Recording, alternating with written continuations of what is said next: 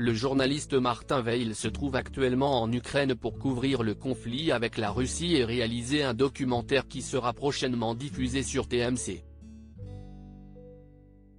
Lundi 4 avril 2022, il s'est exprimé depuis Kiev sur le plateau de Quotidien. Face à Yann Barthès, il a expliqué que la menace russe s'était éloignée de la capitale et de ses alentours et que les civils restants découvraient maintenant l'ampleur des dégâts, mais aussi les horreurs commises. Dimanche 3 avril, il s'est rendu dans la ville de Boutcha, où les corps d'au moins 280 civils ont été découverts récemment. L'ancien acolyte d'Hugo Clément a fait la connaissance d'Oleg, un habitant de la ville âgé de 60 ans, encore sous le choc. Ce dernier a voulu lui raconter ce qu'il avait vécu avant de s'effondrer en larmes. « Je ne comprends pas. On est au XXIe siècle, a-t-il répété plusieurs fois, totalement démuni.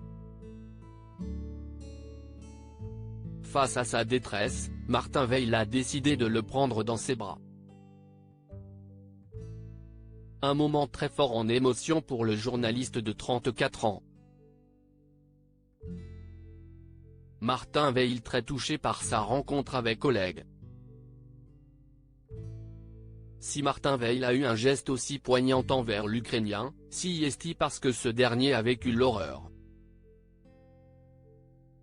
Selon lui, les soldats russes ont installé un tank dans son jardin et il a été contraint de les héberger. Il a confié aux journalistes français, ce n'étaient pas des gens. Ils nous empêchaient d'aller chercher de l'eau.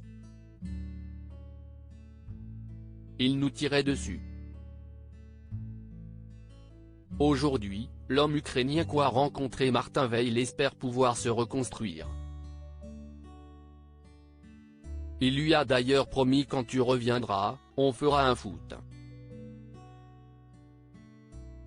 Une rencontre très marquante pour celui qui prépare un documentaire inédit sur la situation en Ukraine. Loading Widget.